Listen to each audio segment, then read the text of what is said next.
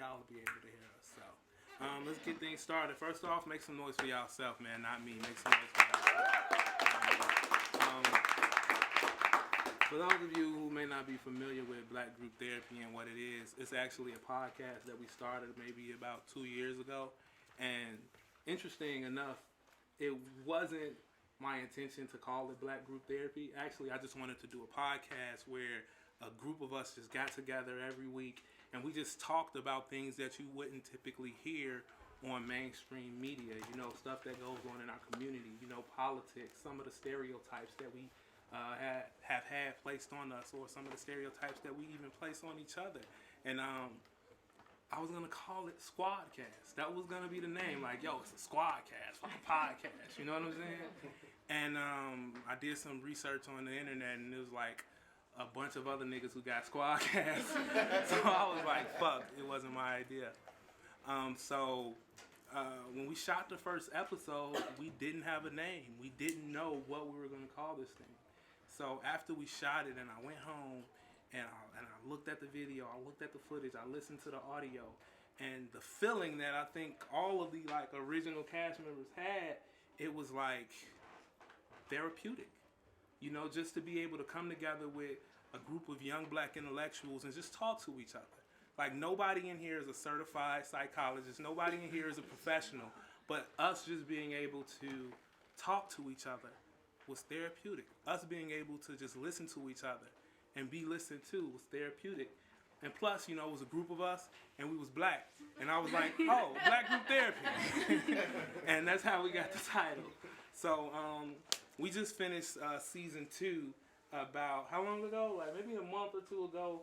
And it once again, it was therapeutic. And I just really wanted to do a live version of the podcast with members of the community, and I want you all to get the feeling that I felt, and I know like everybody else felt when we come together and we just talk about Black shit. And even though we got a panel, y'all are included in this conversation as well. So if you got something that you want to say, raise your hand, you know, chime in, and you can speak your truth as well. All right. So we're gonna get started. Y'all ready? Yeah. All right, let's do it. So one of the things that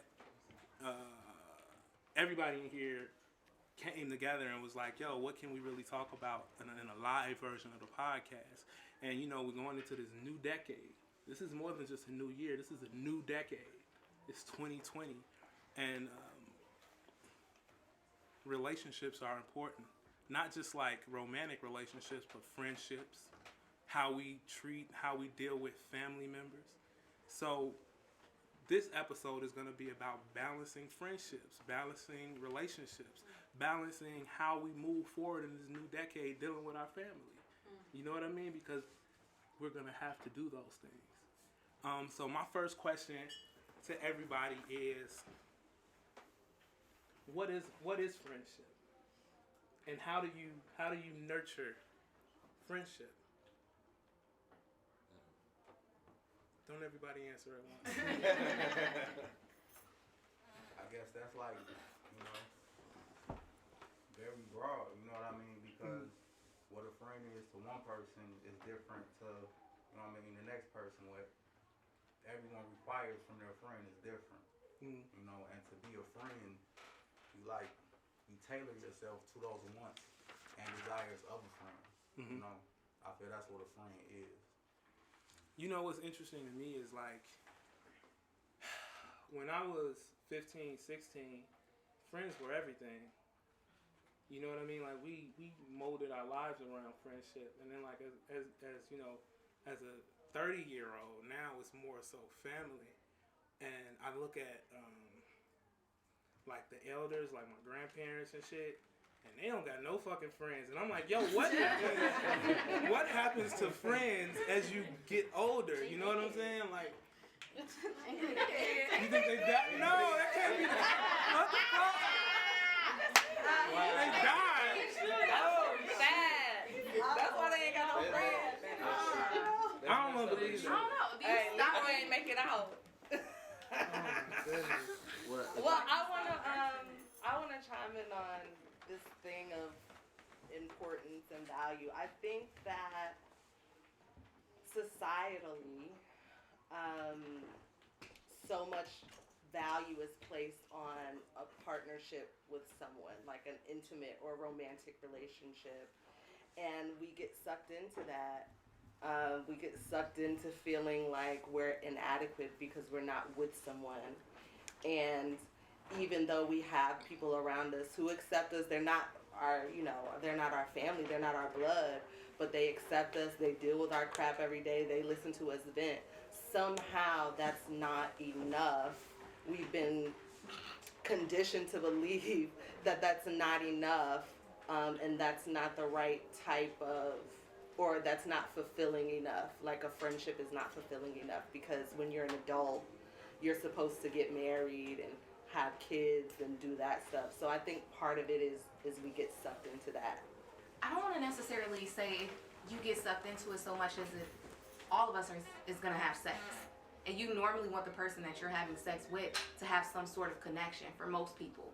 So it's like you look for the person that you're laying with every night and sharing your body every night to also share some type of same energy. For most of us. I mean, I think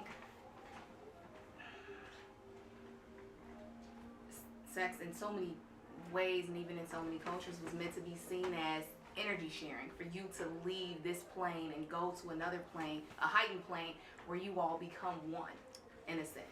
And so that's why that type of love is so romanticized. But I think, and correct me if I'm wrong, I think what you're trying to say is like in the society that we're in, they put so much weight on being in a relationship, In a romantic relationship. and I guess I can't find a better way to say it, but you're saying if you got a bunch of friends, that's okay. Like fuck a relationship. Like I think that there are more ways to be fulfilled than just a romantic relationship or even sex. I mean, and this is just like a journey that I had to go through. That is it about sex for me? And sometimes it's about intimacy, and then also redefining intimacy, because you don't always have that person that you have a romantic connection with. But I find in my friends a certain level of intimacy because I have a certain level of vulnerability with them. I have a certain level of, I don't feel like I'm being criticized by my friends. And I think that these are things that we look for in romantic relationships that are usually already built into friendships. And our friendships are built on something a lot more genuine and a lot more sincere. So again, I obviously we all want to feel not alone, and we want that intimacy in a romantic sense, but I think a lot of times we overlook our friends and what our friends do for us without even wanting anything back except for our presence. And so I think we just need to redefine. Greg and Go ahead. Can I ask a question? Is it okay for an individual to pick their friends based on what that person, what the person can benefit in their life? Because a lot of people in certain situations, like I can't be a friend with you if sometimes I can't call on you if I need a couple dollars or if I need a ride somewhere. Is it okay to pick your friends based on different things they could different things you benefit from them? Well, my personal opinion is I think that all friendships, just like any relationship, should be advantageous. I think that if I can't get anything from you, then what are we doing? But it just depends on, just like he said, I think people have to define friendship for themselves. It's just like any other relationship. What is it that you're looking for in this friendship? How can I be a good friend to you, and how can you be a good friend to me? But a lot of times we go into friendships with this idea that people just know how to be a friend to us. When in regular relationships, you have like a checklist of what you expect from somebody. And I think that it could be the same way in a friendship. Like, these are the things that I'm looking for. I want us to be able to click, obviously, on a sincere and a natural basis, but also, like, this relationship takes work just like any other relationship. So how can I do it well for you? And if that's, I'm short, 5, you got me, then you can say that.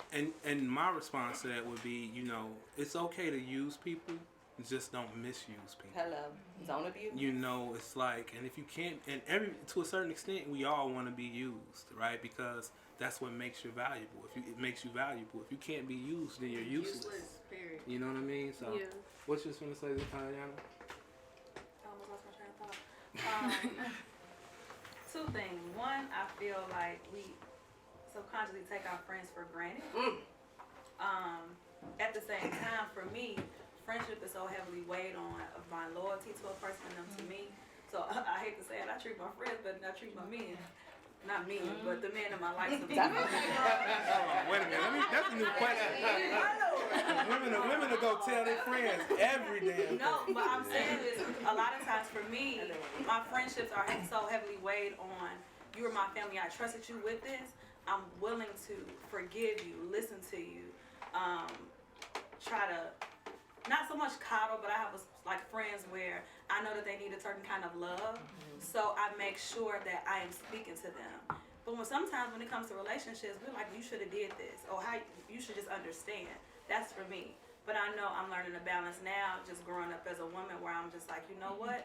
For the times when I find my husband finds me, whatever we decide to do, those moments when I need that support, I need to make sure that I take care of you both, my family and my friends, and not forget or think that you're gonna always be there for me. I have to tend to you, and I need to tend to my partner. So I do think that sometimes we take them for granted. We just think they're gonna always be there. We forget that they're people too who need our love. So is blood still thicker than water? For me, no. I got some of the closest people who are not my blood, and they have done more for me than people that birthed me sometimes. So it's kind of, for me, where's your heart? Are you accountable? And sometimes you might not be able to love me the way I love you, but if I know that your effort is there, whether you a friend or a family, I'm willing to be there for you without that name or that label. I'm just here now as a human that you need care for. You need to be cared for, and I can care for you, and you can care for me the same way. So I don't know if that answers your question, but to me, hell no. I see a lot of like faces that like want to say something. Anybody want to chime in? I'll chime in. Go ahead, bro. I think friendship is more like as we think of it like when we was kids, you try to find somebody that you can relate to, and then as you grow older, I think it's more of an evolution. Like the older you get, the less friends that comes into your circle, they become more like family. Like they can go on for like thousands of miles, and they come back the next day, or probably a few weeks, few years later, you can see them like they never left. Yeah, I think it's more like how vulnerable you can be with that person or that relationship. Like if you can argue to the bone with that person and you still love them, that's your family. Like That's family. Yeah. you know, you can argue with your family and not see them the next day, but it depends on like what type of relationship you yearn for from a person and how much you can project back. Yeah, like how much they give you. You know what I mean? Like you're vulnerable with them, and how did they receive your vulnerability? Right. Did they disregard it, or did they kind of nurture it in the end, and y'all came to a conclusion and things just didn't end like in a bad manner? Right. You know what I mean? And like what John said, like what happens to friends over time. I think a lot of times people call themselves friends, but they show themselves who they are. So it was like you just lost people that didn't need to be there.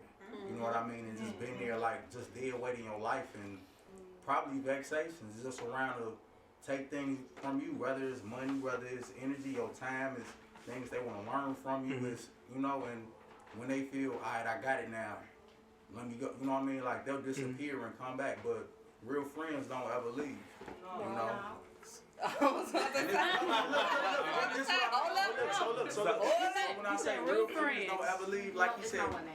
Go ahead. No, you can say it. Finish If they leave, like my man said, like they come back, it's almost as if they were never gone. You know what I mean? That relationship is still the same because it was always organic. It was real. You know what I mean? Like, and then based off the like something you wanted or what's something you're trying to benefit from them that they couldn't get from you, it have to be an interchangeable type of relationship. Like if you're vulnerable with them, they gotta be vulnerable with you. Yeah, you know, my experience with that is like I said, when I was younger, friendships was everything. But then as you get older, you have more priorities. You know, I have a wife, I have 2 kids at home. I can't wake up in the morning and call my nigga like, yo, what you on today? I gotta go to work. You know what I'm saying? I gotta get things done. I think true friendship is tested when it's like, hey, maybe I haven't spoken to you in a month. Maybe I haven't spoken to you in 3 months. But when I do speak to you, it's like we never missed a beat. And that's okay because we're adults now. We have priorities, we have responsibilities, we got things we gotta take care of. Go ahead, Keela, and then Courtney. Huh? Thank you. Why Alright, aren't your you- friends a part of your priorities? I know so many. Thank you. I know so many women that they be on their friend phone 24/7 to let That get might them be in. that might be a And problem. then, oh, they don't know you. They don't know you. And it's like, Cause friends will have your ass out here single.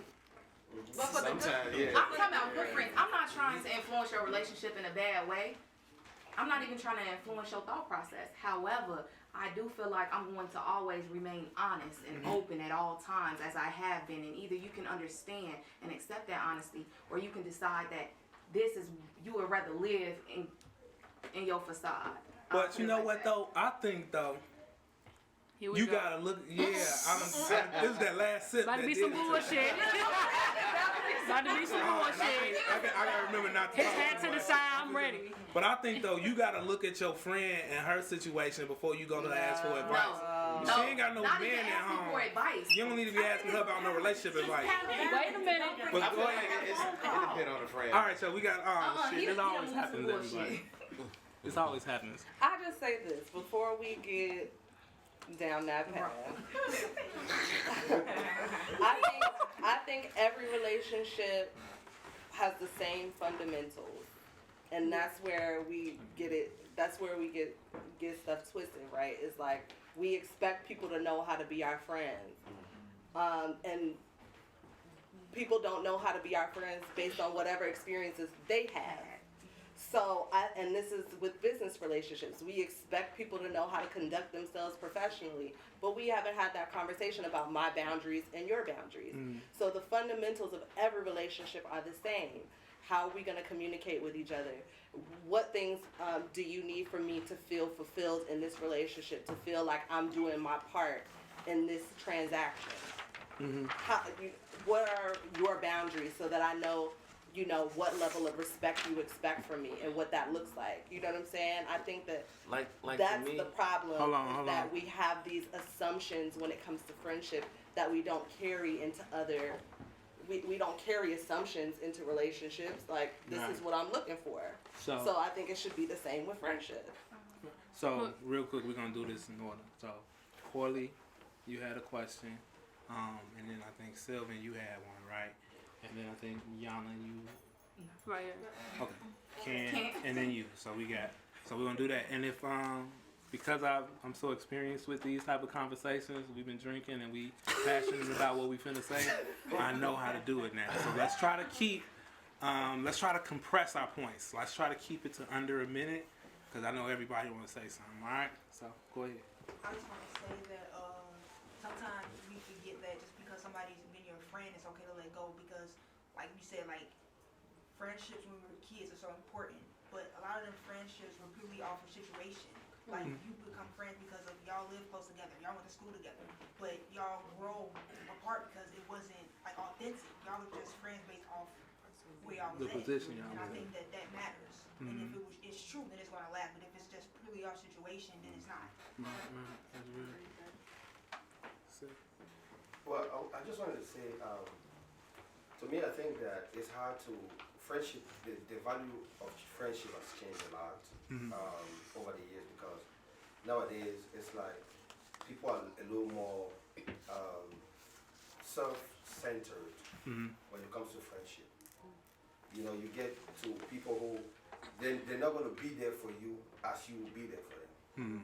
So a lot of times you put everything you put out, but then you don't get that back. And then on the second hand, you also have those friends who don't understand what you're going through. Like you say, I want to second what you say, having a family, when we get older, priority changes. You have to work, you have to pay your bills. If you don't pay those bills, you can't be partying every day. If you have a friend who wants to party every day, so it's like you gotta kind of recanalize your focus on how how you want to keep friendship and what type of friends you want to keep around you. Yeah. So that kind of like, I feel like that's a disconnect a lot of time with friendship. They don't understand what you're going through personally. You might have outgrown them. You know what I mean? And So it's when like you that. married and you have kids. They're like, it's wait a not the minute, I same thought we thing. was cool, but I speak man. from experience because I have 4 kids.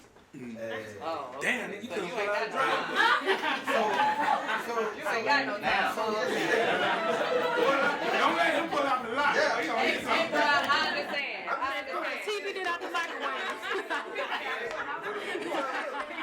I got 4 kids. He got 4 I kids. got 2 businesses. God bless. He is doing his I got 2 businesses. I got a non-for-profit a business, and I got 4 kids, and I got to work as well. Yeah. So it's hard for me to maintain my friendship with people like, oh, you don't come here with them. I don't come here with you because I gotta go take care of this business. You know, so it's hard. You don't understand it. Go ahead, Ken. What you gonna say? Okay, speaking from personal experiences, like I've always been friend driven, like all of my life. I got a few friends that I've been friends with for past 15, 16 years. And I would say that friends are family that you choose.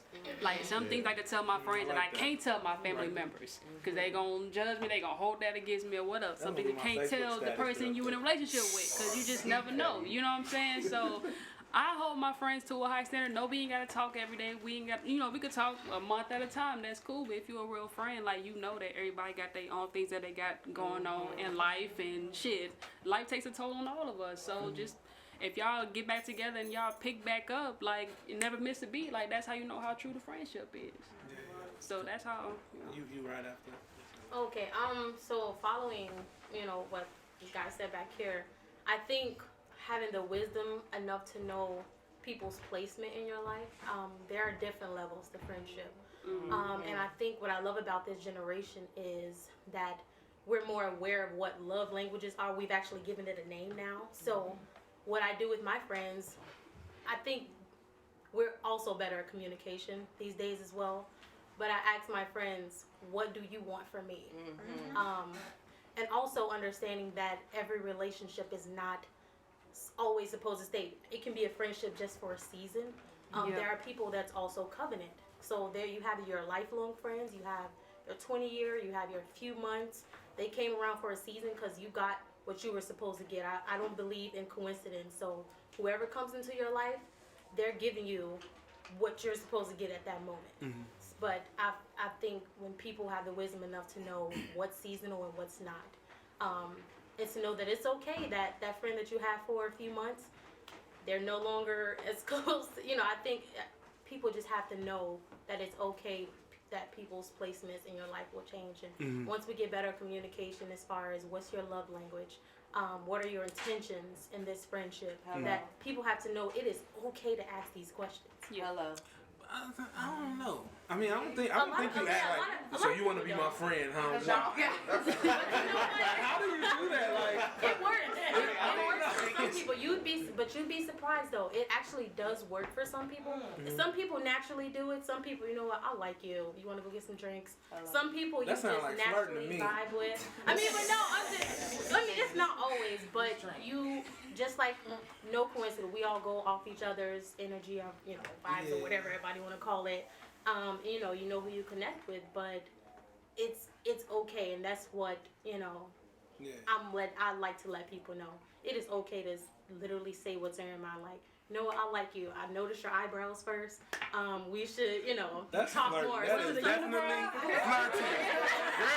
Wait, what you gonna say? What am I like? I can't walk, and I would never walk up to a nigga and say that. Hey, bro. Hey, who that with you? I like your dreads, bro. Can we be friends? That's flirting. That nigga gonna be like, bro. That's another topic. But that is not it. Hold on. All right, Greg. And then I just got a quick 2 things I want to touch on. I want to say when you pick your friends, it's basically about who you can get comfortable around, let your hair down around, and it won't come back around and bite you in the butt. Somebody that's loyal, that's not gonna spread your information around. And also I want to say, like, when you kind of balancing friends and family, if you're lucky enough to have like children at home, or a wife or a husband or somebody that you love, sometimes when you weighing out the priority, sometimes it's better to let the family win, because them the ones that really have your back and when you're in court and stuff like that, them the ones that's You know that nigga been locked up, Trey. You know he done been locked up a couple times. You done needed that bail money a couple times. The friends wasn't up. This is Black Group Therapy. Yeah, I hear you, my brother. You've been there for me before. I got it. Damn, what you do? Yeah, you can talk about that later. They said here. Alright, then I think we Episode had season 3. It was perfect. It just came to me like an answer for me. I think friends are life assistants. Like you got the people in your life that you choose to be your partner, and the family that you unfortunately sometimes can't choose. But in regard to friends, I've chosen you to be my life assistant, and I just chose to be yours as well. So in the event that you can't assist me, it's okay. I'm not gonna cry about it. I'm not gonna say you weren't there for me. How could you? But it's just like I appreciate you being in my life. We gonna ride this thing together. Hey, help me with a brow. Help me with putting the podcast together. If you can't do that, all right, cool. Hit me up when you can. And I think we put so much weight on just people, period, that it's just like, why didn't you do this for me? And I think we supposed to communicate the way we doing now anyway, so that I can easily say, hey, I just met your last jacket. Hey, friend. It shouldn't have to be so much of the heavy weight that we put on do for each other, like he said. Live and let be, really, and enjoy each other. Go ahead. Yeah, I don't have a core group of friends. I have a web of friends, and sometimes it's like great to know where your friends stand in your life, so you won't have so many expectations. You know what I'm saying? I have friends, a group of friends who I do business with. I have a group of friends who I trust with my life. You know what I'm saying? Family situations, anything that I could talk about any and everything with them. And it'll be that, and that stays in the room, that stays within us. Then I have friends I could go out and kick it with. Like, it's great to have that web of, those different webs of friends. So, I like that. Yeah, like, it's easy. Because then it's like if you interviewing a friend, it's like, will you die for me? It's like, no, set up expectations. It's like, you know what I'm saying? Don't put so much like power or responsibility. Don't put all your eggs in the basket and expect this person if you ask me, will I die for your ass? I'm gonna be like, no. But I love you. Go ahead. Yeah. I will say this. My mom told me one thing when I was young, and it still remains true to this day. We make time for the things that we want to make time Very for. bad. True. Very bad. Yeah, I think. Go ahead. No, I was gonna say, I think the simple way to say it is like, kind of what she said earlier. Like, you know who you have connection with. Like, you know that immediately, whether like it's organic. And I think to go back to what he said, it's a little bit different for everybody, and that affects the web you were talking about. Like, it depends on the person. Like, some people need more of someone they can be vulnerable with and share their issues and work that through it. And some people need that friend that's more business savvy, that they can talk about business things with. I think it's just part of it is knowing yourself. Yeah. Because then, like, if you don't know yourself, you don't really know what you're looking for in somebody else. And that's whether it's a friendship or an intimate relationship. So, like, and that plays into, like, how you interact within the realm of a friendship or even an intimate relationship. Because then, how can you really have that conversation about expectations and what I need from this relationship if you don't truly know who you are, what You don't know what goal you is. need. Yeah, you don't tell someone what you need. Yeah. Go ahead, sister.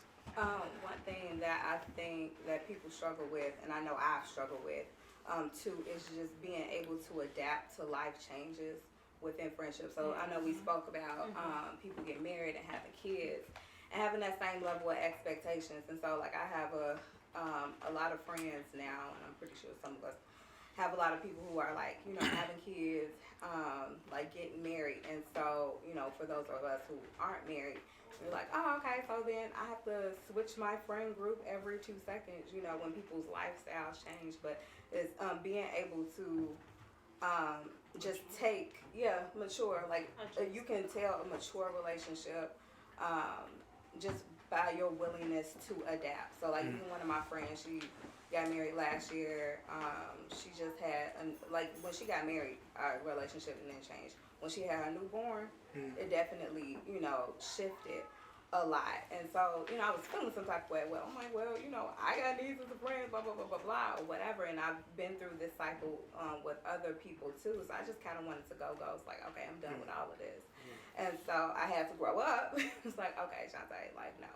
You know, you can't just like do away with people. And so you know, I reached out to her, like, how can I best support you during this season transition, like, of your life? And so prior to this, we never had any issues. And so when she has like that time or whatever, she'll, you know, I'm pretty sure ask me the same thing. She never gave me any question about like our friendship before, but being willing to adapt to changes, and you know, they would have to be willing to adapt to yours as well.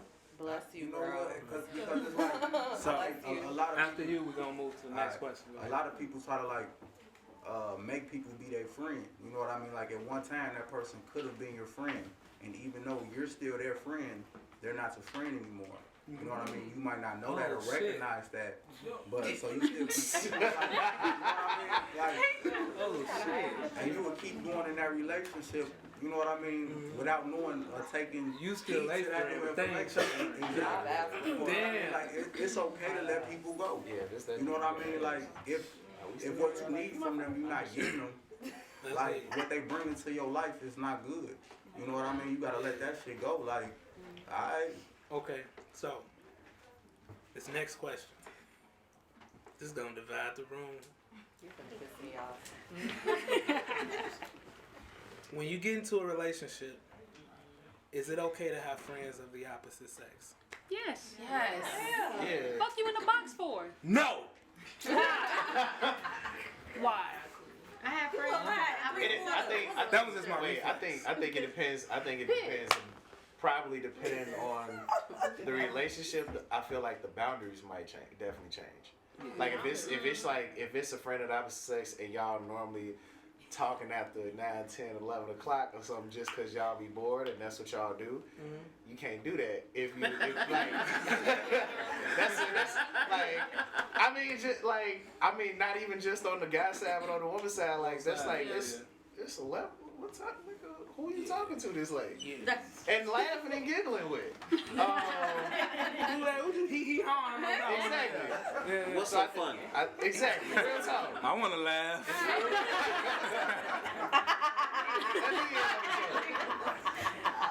I want to know. We know all the quotes because we done did it before. Oh, back. What do you think, Brianna? Because I know you got some shit on your mind. Well, as the friend of a lot of men that are in relationships, I think Oh, friendly. I am. You be that motherfucker on the other end, like, damn, tell me chill out. No, I be like, tell us I say hey. I think that what needs to be in place, and this is the job of the person who's navigating the relationship and the friendship, is to establish a certain level of respect for that relationship based on one, like what that friendship is and has been, and two, what makes their partner feel comfortable. And you have to decide, you have to determine what's rational and what's not, because I think that sometimes people feed into the insecurities of their partner, whether they're valid or not, but then sometimes like you're just being straight up disrespectful. So I think it just, you have to navigate that. But for me personally, just as a woman, I am always conscious of how a woman would feel being in that relationship and not knowing who's on that other end. And John can attest to this. Like, I'm like, who sis? Like, I want her to know, girl, I don't want your man. It's not that type of party. That's not the type of time I'm on. So that, if we are having a conversation at 10 or 11 and I'm screaming at you, like, it's like, oh, that's Brianna, cool, it's fine. Like, because I've established at least a certain level of rapport to make that woman feel safe and secure as far as I'm concerned. Now, what you do outside of our friendship, Can I add can something? you speak for that? You mind if I add something? Can we make this a national rule? I think Drake said it best when he said God. no new friends. this you, Fuck got, all you that. can't just come in with a friend My every nigga, week, that's a bar right there, brother. You just can't Yeah, like you can't have no new friends. every week. Like you just can't be like, this is my new friend. Like, I ain't never met him before in my life. You just met But if we're gonna try out the co-ed thing, you know, I think that should be at least rule number one. You got at least been born in the same hospital with this guy. Like, The same hospital. What about those who are in the arts? Y'all know we meet people every day, and you be like, man, that's a you lit, man. Let's go somewhere. Let's talk about music, writing session. Cool. If I'm FaceTime and hey babe, this is such and such at the show. Why can't that be new? At I the might show? be. It could be a performance. show. Not the 90s version of the show. Not the that. Not the 90s. Not the 90s. What about that? I think what she said is perfect. And what he said is boundaries. I know I'm a woman, so if any moment I'm meeting you and you're a little off-putting, you don't, hey, how you doing? Something wrong, cause I know how we are. You know what I'm saying? We know how women are. Men say it all the time. How hell are no. women? Hell no, man. How are you? And we be like, oh my God, that's just my friend. Like, no. Y'all be lying? No, we might really feel like there's nothing there, but you guys have a sense. By knowing women, you'll know like, hell no, man, you know he looking at you. It's like, no, I really don't. They can speak to you right after they fuck your man too though. So, you know what I'm saying? Wait a minute. That's why I do that. Cause he keep it real. On some real It's shit. boundaries though. I just, back to the point, I was just saying that I kind of don't agree with the new friend thing because of what some of us Okay. as panel Do. members All right, say. I'm not so gonna real let quick. you be divisive No, amongst right. black I'm not gonna women. be We're not divisive. doing that I today. was just like, for entertainment purposes. But this is how I really feel about it. Not tonight. This is how I really feel about it. I think that you can be a friend with the opposite sex if you're in a relationship. But like Citizen X said, you have to establish boundaries. You know what I mean? Like I honestly think that like whoever you're a friend with, y'all have to be like working on something. Like what is it that you all have in common besides the fact that you all like talking to each other? You know what I mean? Like everyone. Yeah, they're talking. Y'all, yeah, like that's, for me at least, that's the boundary. Like y'all got like a lot like pretty much every woman in here is like my friend, and what we have in common is like we're in the entertainment industry. And we're building things, and we're, you know what I'm saying, when we're talking, we're exchanging information. We not like nigga. So what you do today? I can talk to my girl about that. You know what I'm saying? I can't, like, I think it's kind of like that's the that's the boundary. You can't call another woman and be like, so what you do today? Hold on. That's fine. That's for you. You gotta like, y'all gotta be talking about something that's Okay. And I respect that for you. You got a hand in the back. okay. All right. That's So good all for right, who had their hands up? Who had their hands Go up? keep your hand on. All right, I seen you put your hand up, so I'm gonna let you go first, and then we got Keela, and then who Gina. else? Gina. David, Erica. You look like. I'll jump in. Okay, so you after that. So 1, 2, 3, 4, then Seal. Damn. Anybody over here? The whole room. You gonna keep up with this whole little? Gina, that's your responsibility. I'm not supposed to. 1, do 2, 3, 4. Okay. Go ahead, bro. Remember, try to keep it under a minute, y'all. Alright, so I go with the rule. It was one thing my mentor told me when I was younger. He said you can't treat everybody the same, but you can treat everybody right. And so that's what I go by. So I just kind of feel like with the friendships, relationships, it's kind of like when you dealing with like, you know, like you had the old radios and you push the bass up on certain songs, you pull it down, do the treble. I kind of do my friends like that. So like depending on what the situation is, because sometimes you don't need that friend that you talk to every day when you're going through something. You need that friend that go to church and pray all the time or something like that. And so maybe we might have something like that going on. But as far as the relationship situation, which I was just talking about, like she sings, so she meets a lot of artists. I do a little bit of modeling, but I think it's cool to meet new friends. Me and her, we together, we never had a problem as far as like, you know what I'm saying, a relationship, as far as like meeting new people or anything like that. And we have friends that we had before that are opposite sex, and we still talk to them. It definitely turned down a little bit because we're in a relationship now.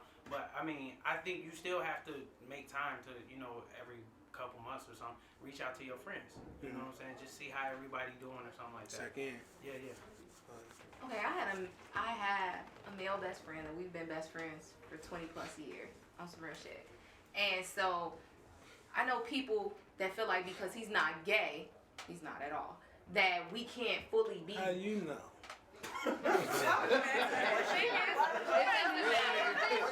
Really? The way she said that, she's like, he's not at all. What the fuck? The fuck you mean he's not at all? See, this is why I can't deal with y'all. Go ahead. Anyway, the fact of the matter is, he's not gay, but that man has been there for some of the darkest, deepest times of my life and helped lead me through. At the end of the day, that friendship to me is so strong, it's like family. You won't set boundaries on it. I refuse. I might need to talk to him every day because he is the one that helps me from cursing your ass out. Period. And you don't even know it. He keep helping y'all our together. relationship. I'm ready to walk out today, baby. You don't even know it. He like, you tripping, Keith. So like, sometimes you don't know what those people do for my life because I'm not that vulnerable with you, but I am with them. We'll get there eventually. Don't hate. However, until we do, just understand that you are placing your trust in me. Believe in your judgment. If you're not a good judge of character, then move around. However, you are placing your trust in me. Believe in yourself. Okay. Shit. What she say? Okay.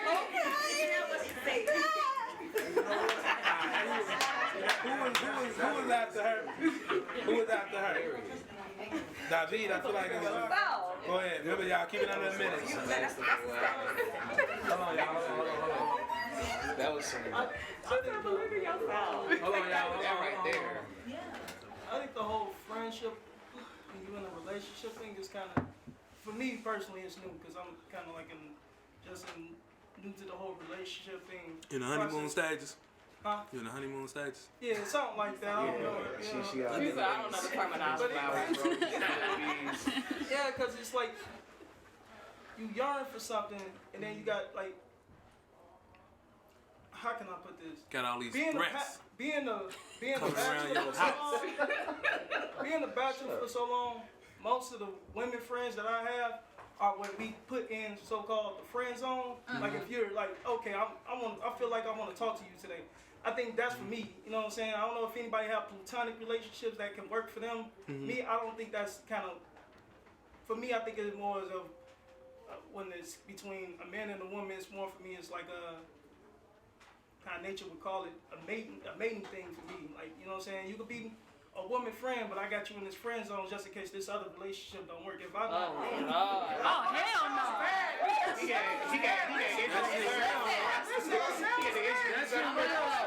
I'm not judging. If that works for you, most men ain't here to be ain't really trying to. Right, because niggas ain't finna. And I'm being 100% honest. Most guys Hey, will man, do that for you. that's some They real won't be shit. here Women to don't, say, but I'm not hey, bro, you ain't even gotta argue with us, bro. I already know what you're talking about, bro. Cause niggas be waiting patiently. They be like, and you be on the phone like a killer. Like, thank you for answering, cause I need you to help me through this. And that nigga like, I ain't got time for it, so it's more like, you know, Know you by your first name. what I want you to be. What Greg do? Right, what he do this time?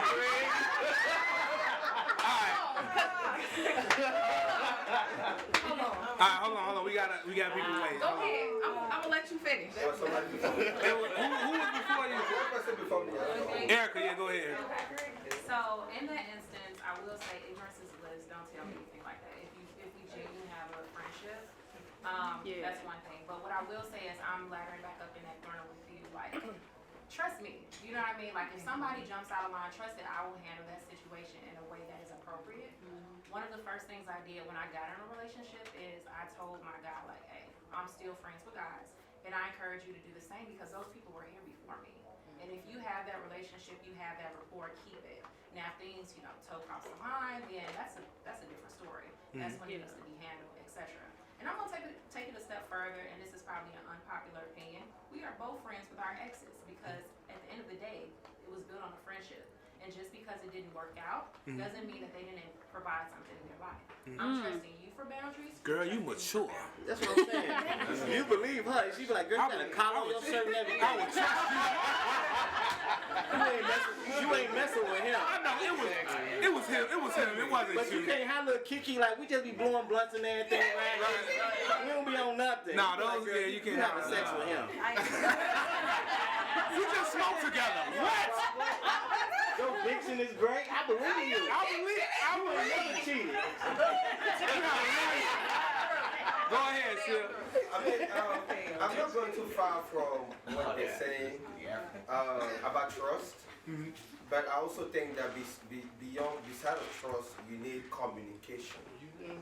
In a relationship, you need communication because a lot of couples don't last long because of lack of communication.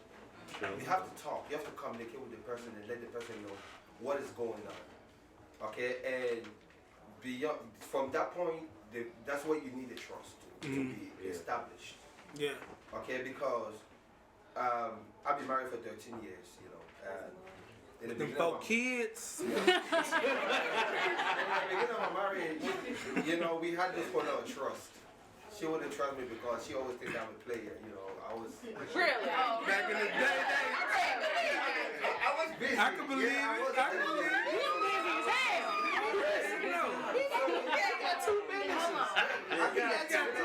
I already know your pickup line. All right, y'all. Go ahead.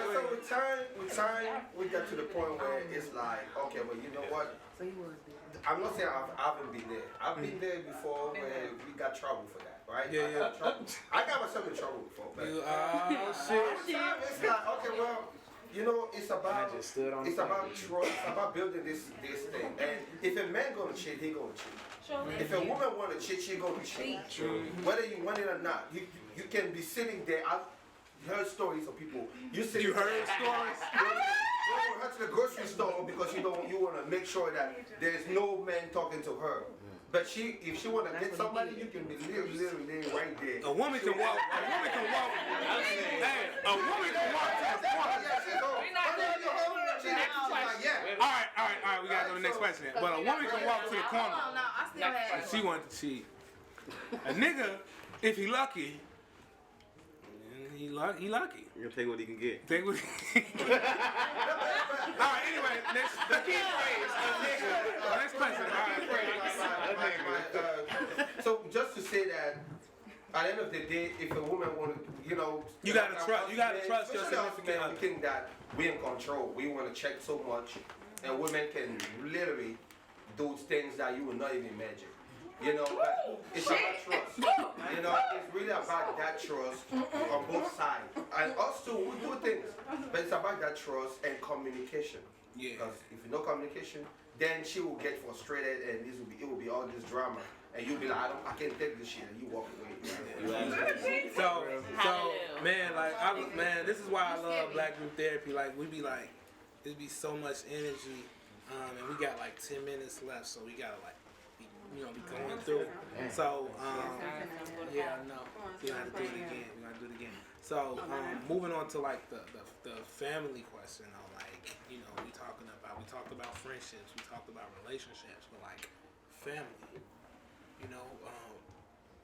One of the things that like I do now that I didn't do like in previous years is, man, I talk to my mom. You know what I'm saying? Like when she call, I try to pick up as much as possible, and I talk to her even when I don't feel like talking to her ass. You know what I'm saying? Like I talk to her. My girl, she be on the phone with her mom. Like my girl back there in the corner, she probably texting her mom right now. Goddamn it, like they be on the phone all day, and I be like, what the hell y'all talking about? Y'all ain't talking about nothing important. You know what I'm saying? But she's talking to her mom. You know what I'm saying? But as I get older, I think that it's important to nurture those relationships with, like, especially the people who raised you, because they ain't always gonna be there. Like, you never know. Like, my granddad is like 81 years old, and he's like a pool of knowledge. And every opportunity that I get, like, I try to, be there and just spend time around him. You know what I'm saying? Because I see him slowing down. I see him, and you know what I'm saying? Like, it's like I'm every opportunity I get to be around you, like, I'm gonna take that. You know what I'm saying? So it's the question. Right. How do you how do you nurture relationships with family as you grow? And then also as you pursue, because one of my biggest challenges is I do have to work. I do have to, you know what I'm saying, be responsible and take care of the family and everything. So how do you balance making sure that you're there for the people who brought you up? Can I say something? Go ahead. Now, what I realize is as we grow older is we all get into our own life, our own lifestyle. And sometimes we have people in our family, the young people that come up under us, who watch us as we grow. And then sometimes they pick up some of our negatives and they pick up some of our positives. But as our life is so busy, sometimes a lot of them people that's watching us, they fall by the wayside. And then you get called like, what's the name, so-and-so died. What's the name, so sick as hell in the hospital. What's the name, who just got arrested. They gonna be in they gone. They gonna be gone for a while. See, sometimes we gotta take time out of our busy schedule. Our schedules be busy, but sometimes, you know, being a blessing to somebody is a hazard. You know what I'm saying? You don't even feel like doing the shit. But sometimes you have to do it and just step back and just help somebody who, you know, you're gonna be frustrated helping them motherfucker. Come on, nigga. But you gotta fight through it. Told you not to. You know what I'm saying? You gotta fight through it because that little moment you took out your busy life can really help a cousin, keep them from dying. And you not seeing them again, you at the funeral boo-hooing and crying. Yeah. Go ahead, kid. I feel like growing up, I fought my mom a lot on our relationship. The one that she was trying to cultivate with me. I didn't realize it. Now that I'm older, I realize that I am not without flaw. I grew up feeling like I was flawless. Motherfucker couldn't tell me shit. I want life. But now, I swear. However, now that I'm older, my mother tells me things that I don't feel a friend could ever tell me. No matter how vulnerable I am, I can never be that vulnerable with you. My mother can say things to me, and I know that's still my mother. I have to go back. One, out of love. Two, because she's always nurtured our relationship. I know everybody's relationship with their parents aren't like that, but she's always nurtured our relationship, and everything she says to me is out of love. And I may not have wanted to hear it, but I needed to. As I grow older, and I'm a mom of twins. Bless you. Thanks. What? Go ahead. My mom taught me how to be a mom. Like, that relationship became more important with the roles that I took on. And I feel like that's for a lot of people. As you become a father, you like, damn, how did you do it? I didn't realize it was that motherfucking hard. Because I look at her every day like, baby, a third one? Oh, shit, you was a good one. I ain't giving nobody another one. And she was like, oh, you just smile. I don't even love them first two I got that much. I do. Right. But however, I do. However, in the moment, I just be like, I can't do this shit again. But it's just like, I need the wisdom that she has. I need the love that she has. I need the perseverance that she has, because she had to persevere through a lot of things that I didn't realize she did at the time because I was so young in my mind. However, now, I'm like, damn, I need everything that you can give me before you go. And that's what makes me pursue it, because the things that are important to us, we make time for. I feel that. I definitely agree with what you said and what he said. I think to some degree it's almost like the friendships to a degree. And what I mean by that is, as we get older, depending on where we go in life, how we relate to our family changes. Because I know, like, for me personally, like, now that I've gotten older, I talk to my grandmother and my mom a lot more. It was different because my grandmother grew up with me in the house all the time, so it's not like, oh yeah, it's grandma's house. It's like I didn't get all the candy and nice things all the time. She made you eat. She got sick of me. Yeah.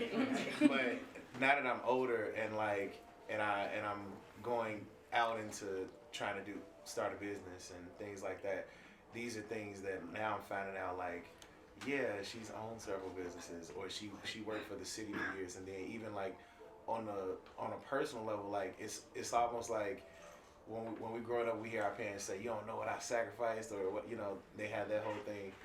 I'm starting to learn so much more. I have a greater amount of respect for them and what they did. Like, I don't know how my grandmother walked 12 miles to school. Right. Damn. Walked. With no phone. No Uber. No Uber. 24 miles a day to school. And so, like, I think And I'm just so like, I think it definitely depends on where you are in life, and then obviously what she said also, like, you know, everybody doesn't have that same relationship with their family. Yeah. But Did you ever Google map it? I don't. It was But like you know what though? But you know, she grew up in Ohio. But look, they be but adding like, 100 on 10 sometimes. but like realistically speaking, though, I think that like as we grow older, we realize that our parents are human. Yeah. Yeah. And like I remember being like maybe like 10 or 12 or something like that, and seeing my mom like smoking cigarettes, and she would say she wanted to stop, and I'd be like, Mom, why don't you just stop? If you want to stop, just stop. And I remember her looking at me, and she was like, it ain't that easy. And then as I got older, and I started smoking cigarettes at 13. I don't know that about me. I smoked cigarettes from 13 up until I was 21. And I realized, nigga. I'm a totally different person. I realized that it ain't that easy. Yeah. You know? And then like as you continue to grow, and you really see that everybody is doing the best they can do. Period. Yeah. Even the people that you look at like, this nigga so stupid, he's doing the best he can do with what he got. With the brain that God gave him. He's doing the best he can do. I think that as we grow older, we become more understanding that everybody is human. Go ahead. And then you can I think it's a mixture for me now. I agree with you. It's about growth and maturity. I don't know about y'all, but it's a lot of end of 20s, 30s people dying more than I would have ever thought. And then now we're getting older. Our grandmothers, our grandparents, our parents are getting older, and we see it. My take on that is easy to hang out with family who you like. I am working on being with family that I can't fucking stand. Excuse my French, but I feel strongly about that. So what I'm doing now is, How do you do that? I'm reclaiming my walk. So for me, my healing first is, you cannot love me any more than you love yourself. So when I take that in, I know that whatever you're doing that I sometimes think is towards me is not personal. That now lets me get in the room with you. From there, what is it that I can ask you or have a conversation where you feel comfortable enough to not feel like I'm either judging you, and you can also understand that I'm here and vice versa, and we can find some common ground. Because now that I'm experiencing so much death, I want to first be of assistance and help as long as it doesn't take me out. And I don't want that moment where I'm looking at somebody who's 29, 30, a friend or a family member, and now I'm looking like, damn, why didn't I? Because that guilt I don't need, I don't want, and it don't feel good even now. So that is what I'm doing. It's a process for me. It works different from other people. I ain't saying I got it down pat. I got some family I still like, if I catch you on a good day. But at the end of the day, I want to live this life saying that I feel my purpose. At the same time, I also want to feel what you have to give. Because although you feeling this way, you toxic, or whatever it is that you're struggling with, you still want love. And how selfish am I to not give that to you, knowing that I know better? So that's that on that. So we got time for like, if you got something you want to say, raise your hand now, because I want to make sure that everybody get it off their chest before we start wrapping up. So, okay, so let me raise your hand if you want to say something before we close out. Let's see. So one. Then me. One. Oh, we gotta go one. Then we gonna go two. We gonna go three. And who else? We gonna go David. Then we gonna go Sil. Who else? That's it. All right. Go ahead. Remember that order, cause I'm gonna forget it. Okay, so it took me becoming an adult myself and realizing how hard it is to keep it together mentally, financially, paying bills. I'm just like, damn, okay, I'm 27. My mama, at 27, she was on her 6th child. She had 7. Hey, watch it. But, yeah, I had to realize, like, she had her first child. She was married at 18, so she was still a baby. So it was a lot of things that she wasn't able to unpack as an adult herself because she raised me and my 6 siblings. So your mama couldn't pull out either. Pull out. Women don't pull out. Well, you know what I mean. We don't have that's the we don't keep on drinking. I'm about to swing on this ass in a minute. That's real We're here. Go ahead, I'm with you too. But no, like we have to realize that our parents like went through a lot of shit as children, and they wasn't able to unpack it because back then black people didn't believe in therapy. They didn't believe in talking about their problems. Everybody held it in, and then you only took, you know what I'm saying, you only let it out when y'all mad at each other, y'all arguing, y'all getting ready to fight. So it really took me becoming an adult to realize that, damn, my mama went through a lot of shit and she still is. Like, let me appreciate her now. Let me see, like, I see how much of a superwoman she was because she raised 7 kids by herself, and all of us graduated. A lot of us went to college. A lot of us doing good, raising our own kids. I ain't got no kids because, like, goddamn, like, I saw what the fuck. I'm just like, let me wait till 2060. Goddamn, like, yeah. Well, I'm just. she did just close on a condo, so next I ain't telling my bitch. But yeah, I see a lot of things differently, and I take a lot of things to perspective. I'm just like, yeah, our parents are human, and one, they went through a lot of shit that they probably still haven't unpacked. Bury that. You know what I'm saying? That they haven't talked about because their parents didn't believe in therapy. They were just like, well, you need Jesus. You don't need therapy. You ain't crazy. You know what I'm saying? We hear a lot of that shit. But, like, you need both. You need something to believe in. You need somebody to talk to that don't know you and not going to judge you or tell your business. So, yeah, I literally had to think about that, and I had to take that to initiative when, you know, communicate with my mama. And now, like, we have, like, the best relationship. When I go down to Atlanta, kick it with her, we be sipping wine together and shit. Like, it's really dope. So, yeah.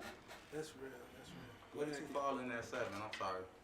What did you fall in the 7 kids? First order. Like what number? I'm the middle child, so she had me at 23. 4. So you was number 4? Yeah. Okay. That's why you balanced. Yeah. I am. That's why you so balanced. My whole perspective of making time for family is that you just make time. Like you say, you make time for what you want to make time for. My mom and I, we live in the same building. I speak to her every day. I see her every day. Like, I actually make I go up there to see her. Like, I'm not just going to FaceTime you just because I'm down here, because I'm going to go up and see you. I'm going to touch you. I'm going to hug on you. I'm going to kiss you. Because you just don't know. Like, it was just this past weekend, me, her, and my boyfriend, we went out to see a play. It was amazing. We made it home safely. She had a freak accident right in front of the house and fell and hit her face and bust her. And it was just like, it's like those freak accidents. It's those sudden things that just, things can happen so quickly, so fast, and it's like, you know, reality check. So I'm all like, okay. When she comes home, I hear her upstairs. I'm like, okay, I'm gonna make the time to talk to you, even if it's for 30 minutes. I'm gonna take the time to come see you. My dad. So I'm the only child. I'm his only child. I'm her only child. They're not together. They ain't been together since I've been born. But me and him, we really haven't had the greatest of relationships. Even right now, we're somewhat beefing, and I'm like, I'm trying to be the bigger person in the situation, but it's like the whole you can't give what you don't have type situation. So if you don't have that to give to me, and I'm your only child, I'm still working through that. So if he calls, I don't know. I pray for him. I send him well wishes. But like you the adult here. You know what I'm saying? Like, so, but as far as like the rest of my family also, so last year the matriarch of our family passed, and like in many families when the matriarch goes, specifically black families, like shit implodes. Yeah. And that happened in our situation. I pray that didn't happen, and it did. And so I kind of feel like it's part of my responsibility because I'm one of the older cousins now to just keep the cousins together. Keep the peace. Because the aunties and uncles are beefing, and it's like, It's above you, child. You do, you do what you Beyond can. you. I can't save the world. I can't change people. I can just do what I can do. But yeah, I designate Sundays as family days. Like, I live my life, I work, I have fun with my families, with my relationship. The 6 days of the week, whatever's happening on Sunday, that's for family. When I'm going to see cousins or my grandparents or whoever, that's the time that I designate, and that's how I balance. That's real. You gotta create your own balance. Yeah, I was just gonna say, I kind of grew up as an only child, but I have younger siblings, and I'm working on being that person that opens the door. Because I think obviously with your parents and your grandparents, not that it's a given, but you think about them a lot more like, okay, they ain't gonna be here forever. But then there's also the family that's beside you and that's under you, that sometimes we take that relationship for granted because they're younger than us and maybe we feel like they should be the ones. But I'm learning now that just with anything, like you said, we don't pick our family, but also we can make the choice to nurture those relationships. So I think it's just really about making a choice to make yourself available to people. And sometimes now, especially with social media, we look a lot busier than we are. Like, I know we busy, but also like we be having time. You be having hella time. Whole time. We be having a lot of time. But from the outside looking in, we look super busy, and sometimes people don't feel like they want to bother you with whatever's going on with them. Yeah. So you have to take that step to say, hey, I have time for you. And I think just sometimes opening the door and letting people know that you have time for them and you can make time for them makes them open to nurturing that relationship on their end. That's right. Who else has something to say? David? Yeah, I think I do be nurturing the relationship with our family members. Is it more so? Is the question more so geared towards our elders, or is it geared towards like any? I think family in general, like little cousins, you know what I'm saying, like, brothers, sisters. For me, my first best friend was my little brother, because we were so close in age. And now that we kind of got older, we kind of, through personal things that we went through, we grew apart. But he had told me something that was very recently that kind of like broke my heart. He was like, man, when we was younger, you wasn't there for me when I needed you. And I kind of kept asking him, what is it that you kept talking about? He was saying something about like, something in grammar school. Somebody jumped him. I don't remember it, but he said I wasn't there. So it kind of broke my heart that I wasn't there to protect my little brother. And now that he's grown, it seems like he's the older brother. He's more mature. Because I could get hot-headed real quick, and it'd be something he'll say to try to cool me down. And it's kind of like, damn, where was that step that I missed that he out-matured me? That ass whooping. And then,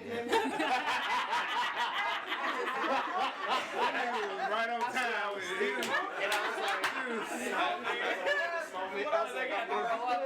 that'll mature you real quick. I'm sorry. I'm sorry. I get what you're saying, It's but my brother. it's an ass whooping. I think it was our father's death that did it. You know what I'm saying? We parted ways. I kind of was trying to feel like, I felt like, you know, my little brother was my shadow. I think instead of looking at it in a positive light, I look at it in a negative light, and I was trying to get away from him as much as possible to find my own friends. You know what I'm saying? Like I just said at the beginning, he was my first best friend. And then I wanted to get away from him because I felt like he was my shadow, and I think that's probably around the same time he was trying to tell me I let him down. That's profound. profound. So now all you can do now is just try to, what I do now, whenever he calls my phone, I make sure I answer whatever he wants to talk about. We talk about it, even if it's something as stupid as him get mad over somebody owing money. I just listen to him. That's some nigga shit. That ain't right. That's some nigga shit. I just think sometimes as older brothers, we gotta pray for awareness sometimes, because we be caught up in our own life. Yeah. And then we just don't be aware of the things that go around. Because we be, you know what I'm saying? Yeah, I get We pray exactly for what you're awareness, saying. you know Like, what I'm you be saying? trying to We find miss the moments, and them moments be small to us, but it be big to another person. Yes. Yeah, exactly. Because he's like, man, bro, like, you know, all my friends are your age. Like, all my friends are yours. I have to find somebody that I thought that could be my big brother. And I'm like, damn, somebody that ever say that to me was like, my little brother said he had to find somebody else to be his big brother. That hurt my feelings because I hurt him so much. So I think it's more learn how to forgive yourself and forgive whoever that you hurt. You know what I'm saying? Or A lot of times that big brother might not even be a good influence on your little brother. But it seemed, but it appeared to be. Right, you know what I'm saying? Like that, but it's like I said, to be more, to nurture something, just learn how to forgive yourself and learn how to forgive whatever hurt it was and try to build from there. You know what I'm saying? Man, And you know what, man? This is why I have so much respect for you, man. You were blessed enough to make that observation and then begin to move in the right direction to correct it, man. Like that's solid, bro. That's solid, man. Anybody else before we start closing out? Big homie. Alright, go ahead, Sil. Sil. You got any Three. people that want to talk? Hold on. First, let me check with the house real quick. Sylvia, we good? We good for like another 5, and then we're gonna close up. All right, go ahead. Okay, so just real quick, I mean, I was born and raised in the continent, you know, and one of my first experience in Africa. You know, You thought you say Europe? So, I can't say one of my first experiences in America was that the first thing I really noticed in America was the disconnect Yes. that family have. Mm-hmm. Yeah. And I'm not even talking about African and African Americans, but I'm starting with family. Yeah. Families are disconnected. That's why we have to celebrate Thanksgiving. That's why Thanksgiving is such a big deal here in America. That's why Christmas is such a big deal in America. Damn. In Africa, we don't have no Thanksgiving. You just fucked me up. Thanksgiving is every day. Hello.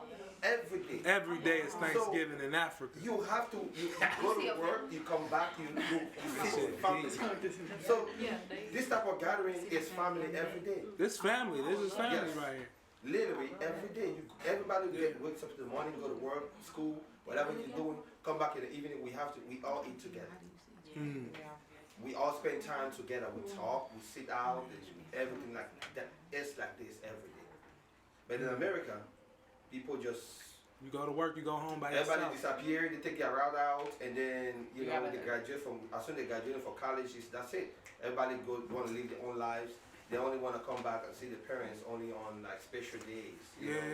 And I feel like that's already a problem because when you live with family, when you grow up with family, your values are different. You learn how to appreciate family. You learn how to love your family. You learn how to be more closer to your family. And that changes a lot of things, even with the violence that we see in the street. Because a lot of these kids, they don't have family. The parents are not there. And us, the uncle, you cannot even talk to your uncle. Anyhow, you cannot disrespect your uncle. Here in America, oh, John, Peter, Keisha, that's your uncle. When we were growing up, it's Uncle John. Uncle John. Uncle John. Even our own sisters, we were calling them sister. Who were not just saying, oh, Diana? No. You get it? That culture is different. That perspective is needed. Culture, it will change the culture in our family and it will change the culture of the youth. They need that. The kids don't have that. You know, when they're raised in the street, that's all they're learning. They learn. They go and get brotherhood, you know, and family in the hood, in the streets. And even sometimes we have younger brothers, but we're not there all the time. But if we bring back that culture of family, you know, like this, like we're sitting here right now, this is love. This is what we live like every day. Like I say, Thanksgiving every day. I think that's a solution to make things better, to better our relationships in our family. Because you will see your granny, you will see your auntie, you see your uncles all the time, more often, and you know what is going on every single day. And when something happens, everybody is there. Luke, what you was gonna say, bro? I'm glad he just said that. That's literally what I was gonna say. Like the culture that we grew up in, it doesn't really nurture family. You know what I mean? It's very individual.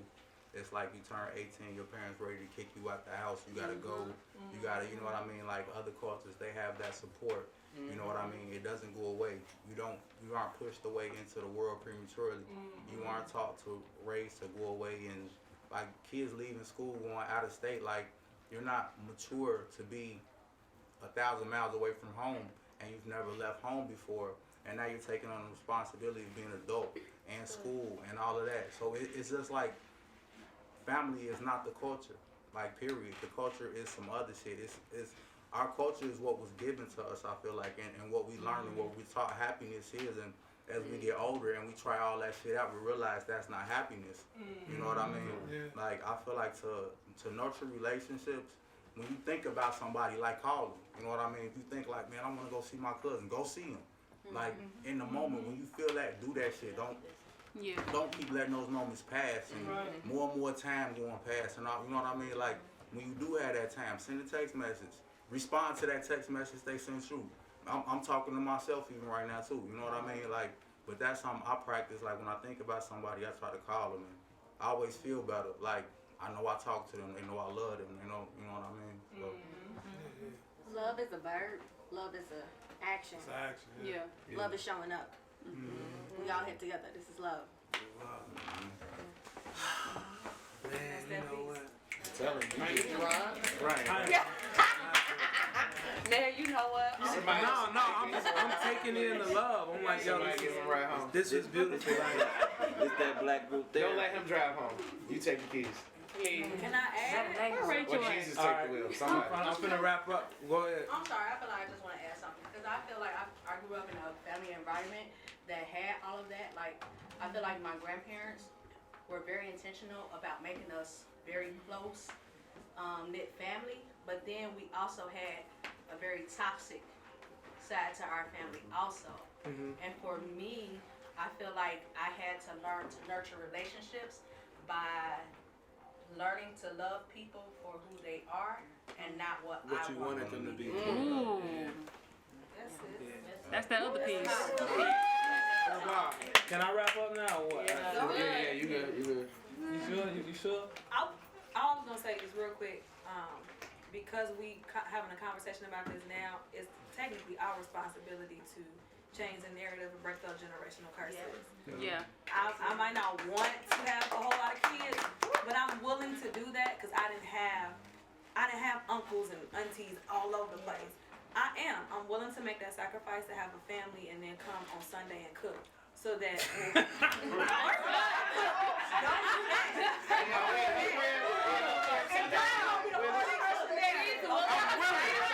I'm willing to be Big Mama. She's sacrificed her uterus. If need be. You adopted? I love No, I got it. Sacrifice that uterus and that body. This is a black group therapy shit. I be trying to wrap up the show. You want to get your kids And niggas be. so that they I love their kids y'all. can then have. Or Okay, y'all. family. Can I,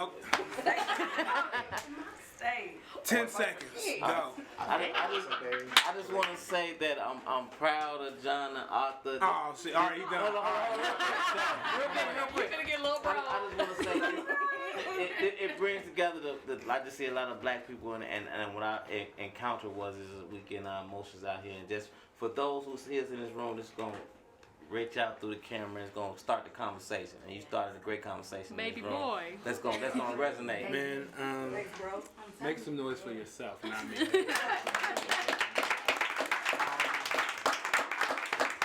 So, was that therapeutic to you all? Was it just like, was it like a sort of peace and like? Yes, it was. Just like whenever it was. black people come together to build constructively, it's always therapeutic.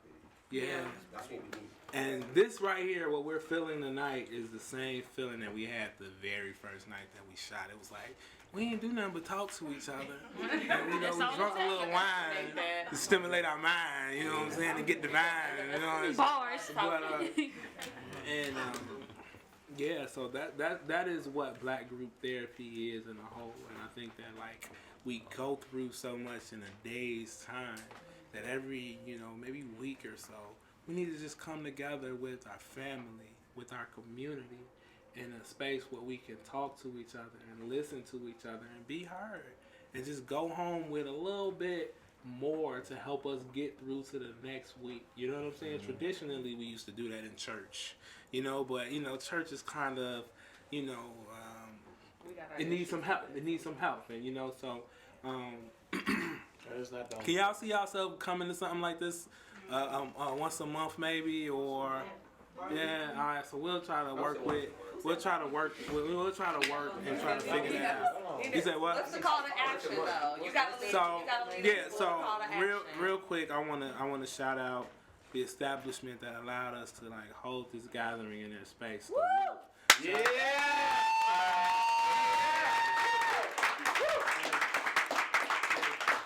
If you're familiar with me and what I've been doing throughout my music career, like I started the Blackonomics T-shirt brand, like the Loop is responsible for like printing up all of my shirts. You know what I'm saying? I moved all those shirts and all of that stuff, and they help produce these Black Group Therapy shirts as well.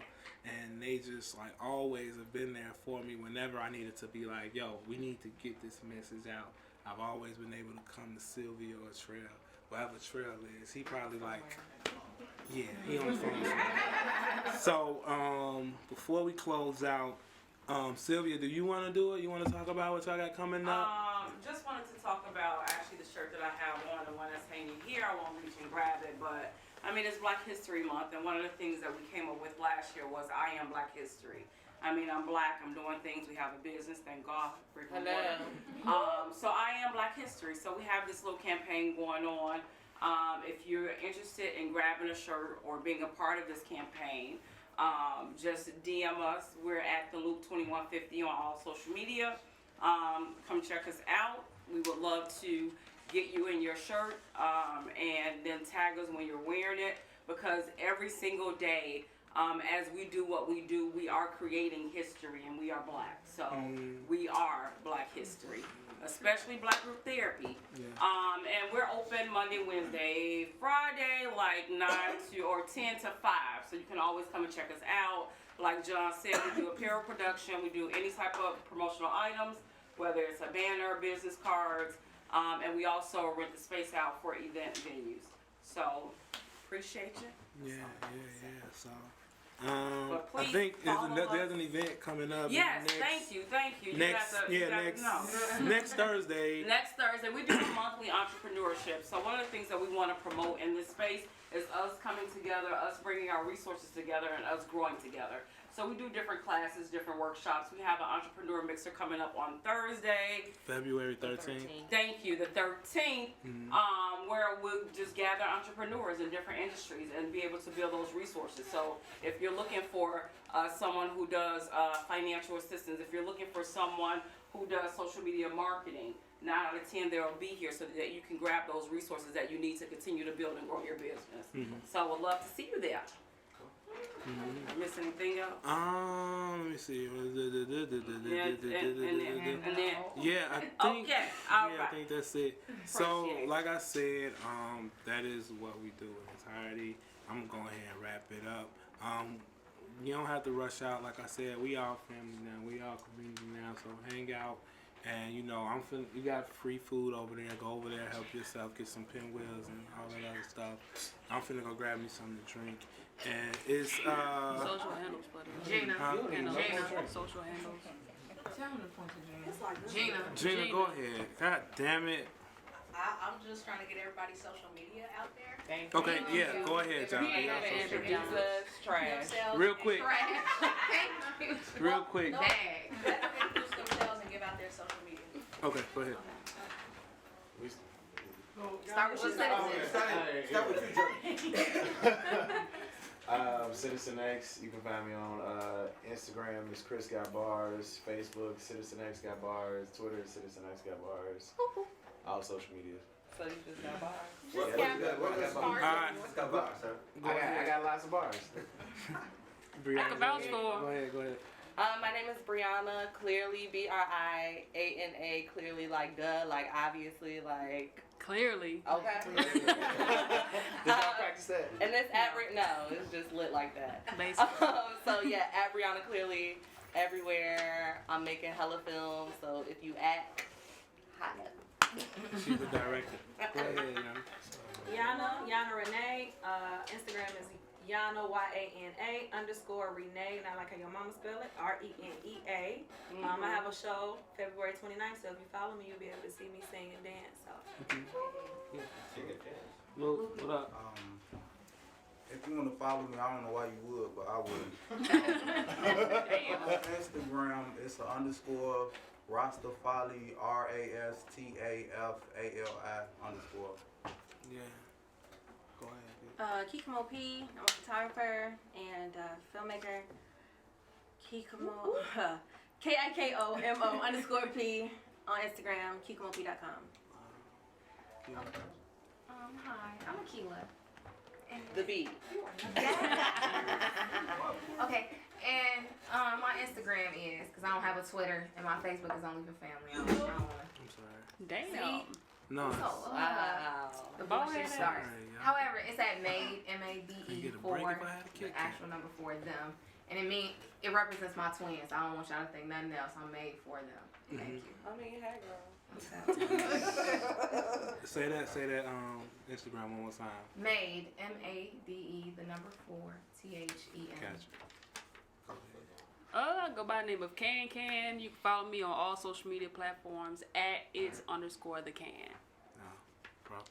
My name is Greg Baker. You can follow me on IG at Radio King Greg Baker. You can follow me on Facebook, Greg Baker, and you also follow my casting company at 5W Casting LLC. And also you could check out my album Life Under a Pear Tree across all platforms. Hey y'all, this is Black Group Therapy. Hang around, yo. We kicking it. We out. Peace. How are you? Oh.